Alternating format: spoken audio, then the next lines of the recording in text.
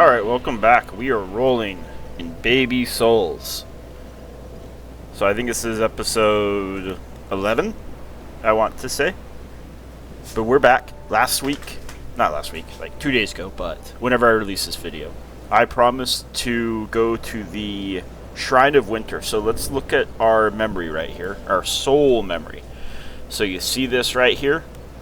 This important stat is our soul memory. It's a mechanic in DS2 where if you want to multiplayer, you need to have a soul memory that is roughly the same or within a certain percentage of the people you want to multiplayer with. And this is going to be both for cooperative and for PvP.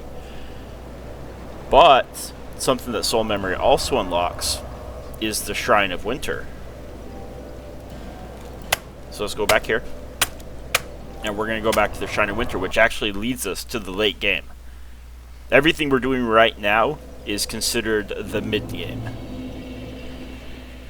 So let's say you just don't want to play the game normally. You don't want to progress through. Well, you don't actually have to fight the 4 old ones. There's a minimal number of starting game areas that you need to go through. And once you get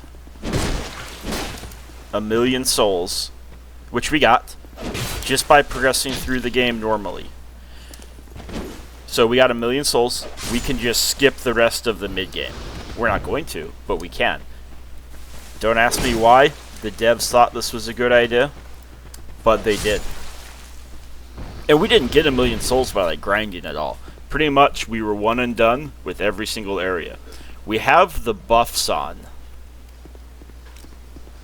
So we are getting like 130% of the souls, but going through this game and half completing an area, dying, half completing an area, dying, grinding out multiple enemies in the Iron Keep, well, that's going to change things as well. I mean, you're going to accumulate more souls by just playing the areas and dying randomly through them than you are by having the buffs and one-timing an area. So, let's go here. Let's actually progress, and then we're going to go back and just normally work the game. And head back towards, what is it, the Doors of Pharos.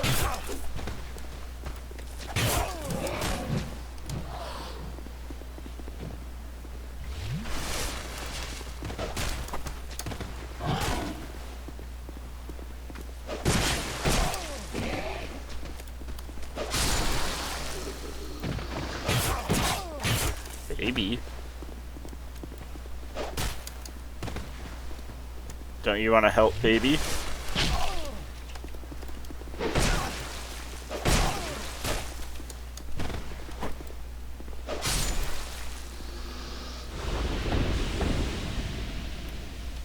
Does a helpful little baby want water?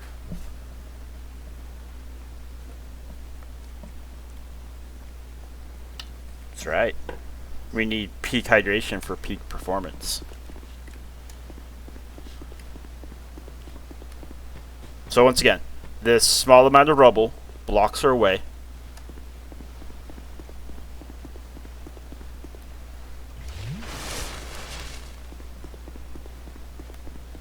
Wrong way. Small amount of rubble blocks our way. How could we ever bypass a small amount of rubble? Well, thankfully, there's this little side trail.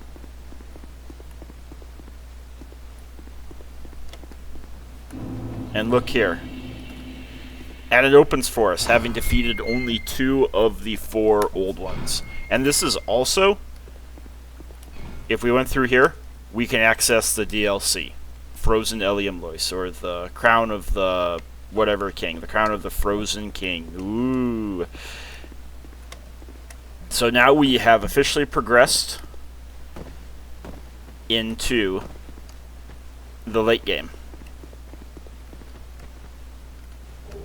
Pick up that item, it's not useful at all.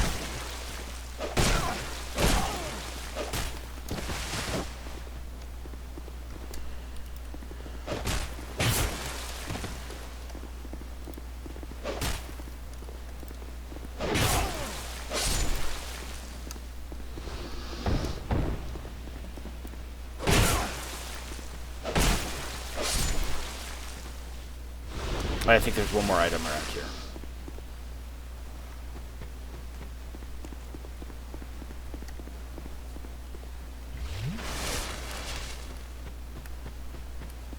Yeah, here we go. Here we go. Soul of a hero. Not like incredibly useful, but it is some souls. Baby. Who wants their computer cable? Ooh.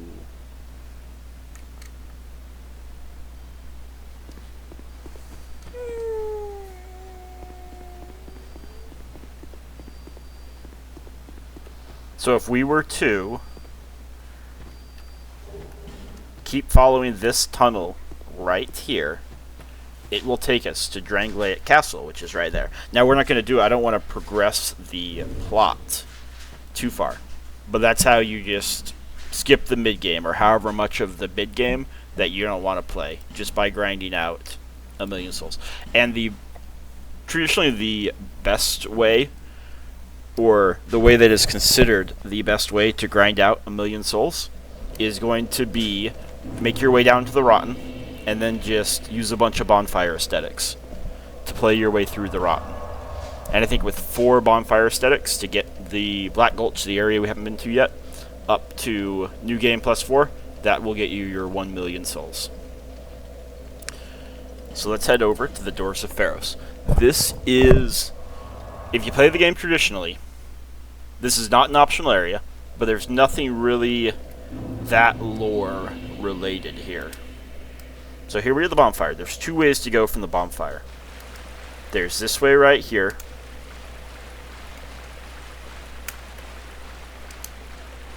And there is this way right here.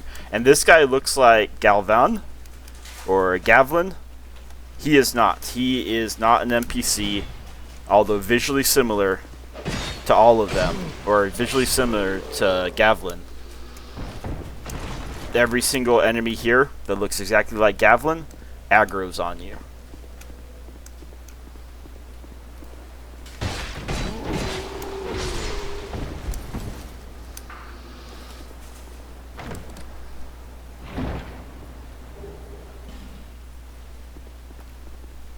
So, for this area, we've got one optional boss, the Royal Rat Authority, one of the more hated bosses in DS2. And that's because he's not a hard boss at all. Like, he's actually a pretty easy boss. But in his arena, there are 4 little rats that will attack you right before he jumps in, and they will toxic you.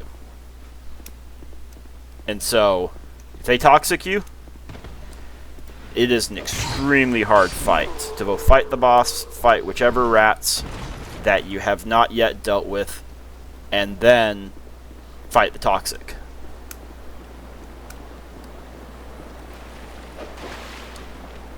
And these guys are hard to use. They like literally just run off.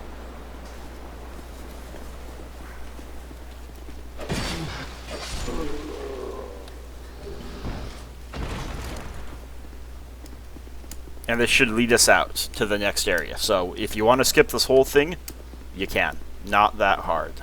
And not that rewarding to actually stay and clear out the area. Now what's interesting is there's a covenant you can join called, I don't know, the Rat Covenant. It's a PvP covenant.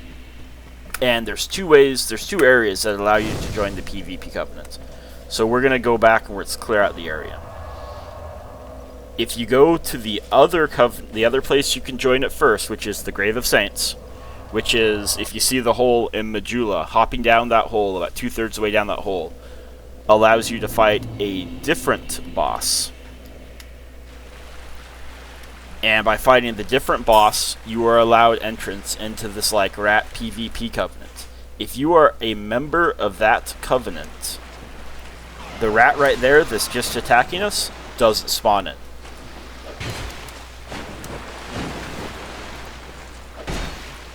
None of them aggro on us. The boss does not aggro on us.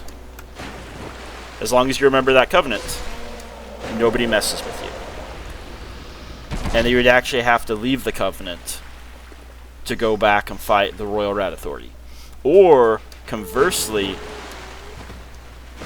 if you were to join the Rat Covenant here, the boss in the Grave of Saints, the Royal Rat Vanguard, would actually, come on, let's kill this guy. No, we don't want that.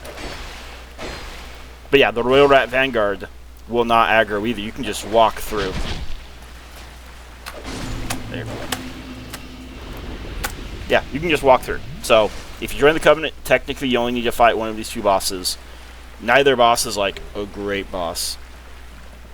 Didn't need that. But let's grab the items, let's fight the rats, let's make it up to the Royal Rat Authority.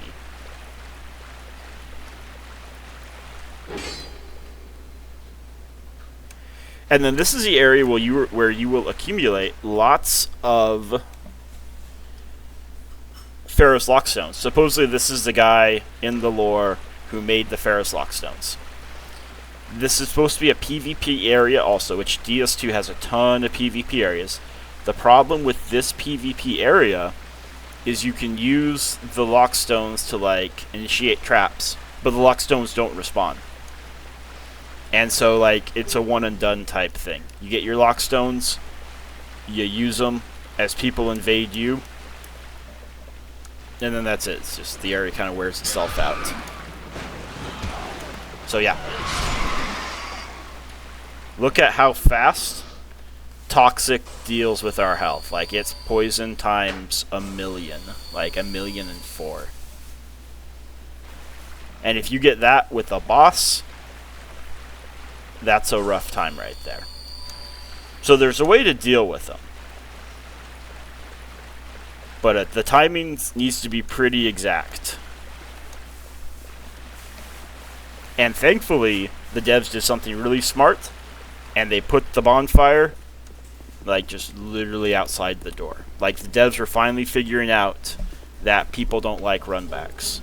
Now, mind you, some of the worst runbacks in this game are the DLC, but the devs were smart. Like, but smart in a good way, not smart in a sarcastic way.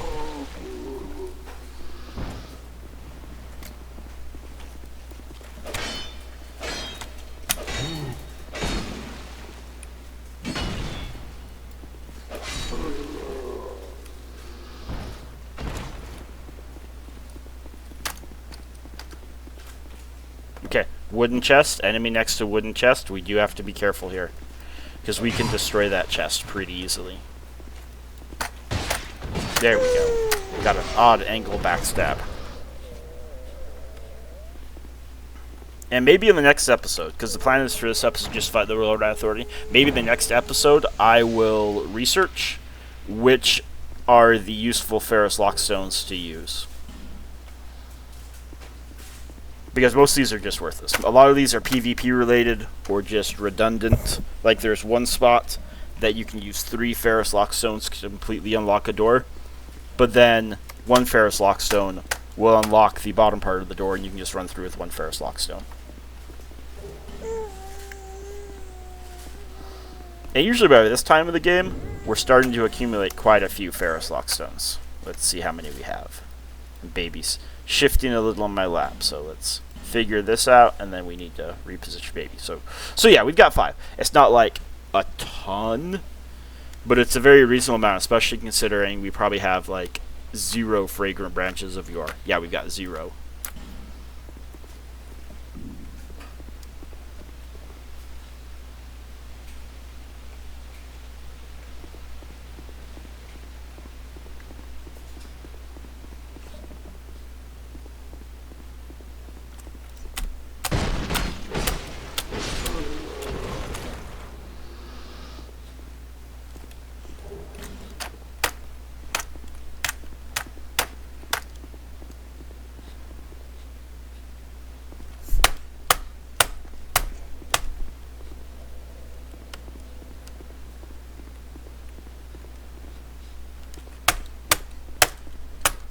That's right, baby. We play our favorite game together. Daddy baby time.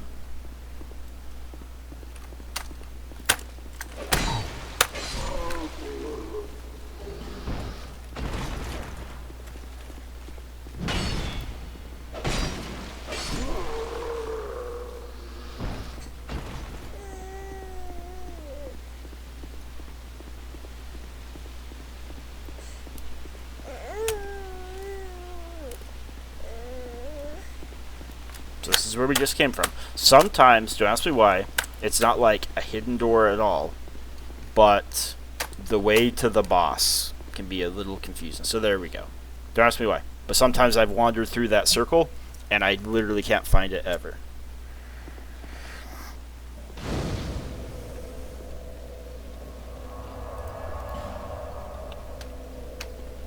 So, let's look and see if there's anything we can use to buff our toxic resist. I don't think there is. I think there's plenty of poison resist, but not toxic. And in a way, if you are getting attacked by enemies with toxic, that prop toxic, if you stop to use a consumable, it's not going to help you at all.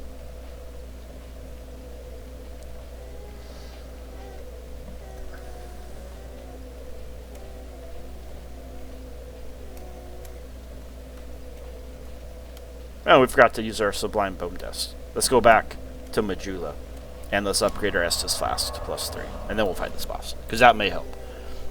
I've beat this boss once with Toxic, and like 10 times, 15 times, I've died to it. Like, there's a cascading effect if you have Toxic. No, we don't want that. Oh, so the way the burns work, because we've only burned the Sublime Bone Dust, we can only burn this here, and it upgrades our Estus Flask to 1 more plus, so it'll upgrade us to +3. Human Effigy, we can burn at other bonfires, and it will stop invasions for an hour. And then Bonfire Aesthetic, we can burn to permanently upgrade an area to New Game Plus, or 1 more plus beyond what we are at. And it respawns the bosses, it respawns the items. If you want to say dual wield an item that there's only one of, you can plus up the area, and now you can dual wield because the item respawns. Or if you need a boss soul to create an item, you can bonfire aesthetic the area, create the boss, kill the boss, get the soul, now have 2 souls. Okay, so there's nothing we could do to buff up our toxic, to the best of my knowledge. The rats should die with 1 hit, so we don't need to buff our weapon either. Let's get Baby some water. Nope. And let's get Baby her favorite toy, which is a napkin. And let's try the boss. And people compare this boss to Sif from Dark Souls Remastered. So, we've got the 4 rats. 1, 2, 3, 4. The way I do it is I run up, and then... Nope, they got me. They got me toxicked.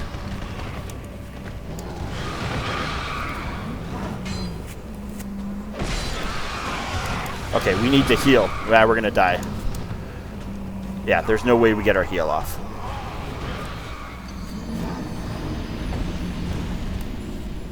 Alright, let's try it one more time. But yeah, you run up, you get 1 to attack, it attacks, that slows it down, the others catch up to it. And then you can get 2 or 3 in like 1 swipe.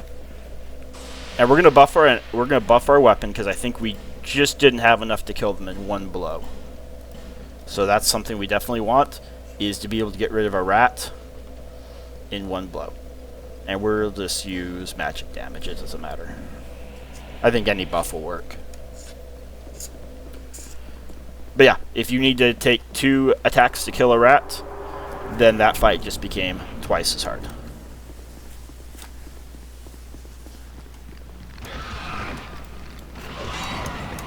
We missed, that was important. There we go. Okay. But we can fight this. If we can kill the rats, we can win this.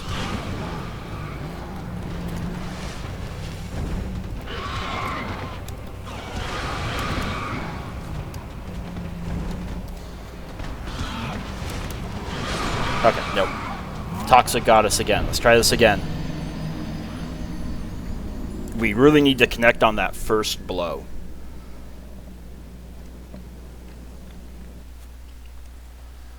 And why waste human effigies? That's a good question. I just like the human look of the game. I don't like to fight. It's a stupid hollow. And we got like lots of human effigies. Really what we're going to run out of is the buffs.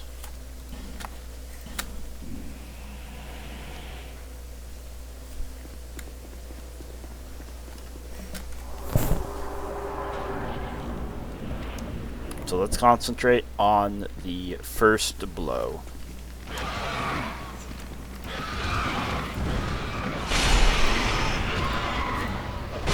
Okay, we got all 4. Now we just need to heal. If we can triple chug, I think we can beat this boss. Like, Toxic does not last that long.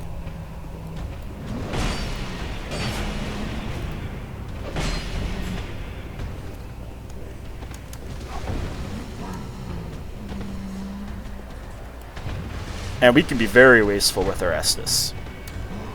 Like, this boss is only hard because of those rats. And people criticize Dark Souls 2 as, if you can't make it good, make it hard. But, I mean, Bloodborne's neither, so... Can you really fault Dark Souls 2 more than faulting Bloodborne and the stupid devs on Bloodborne? There we go. So he's not even hard. It's just those dumb little rats. And what do we got? So we got a rat tail. That's his drop. That gets us into the Covenant. And we didn't get any souls back because we let him die multiple times.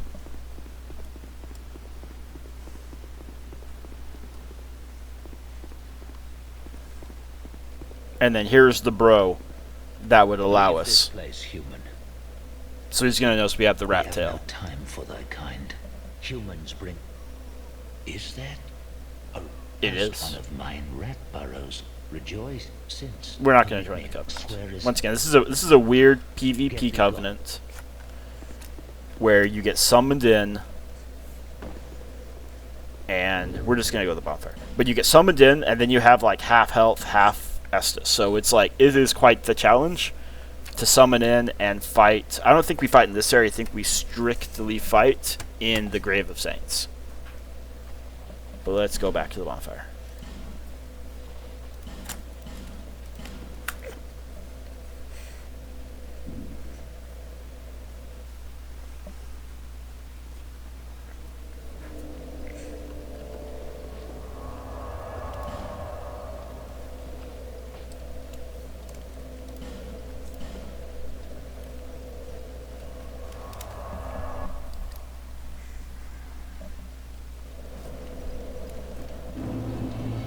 Okay, and that's going to be a short episode.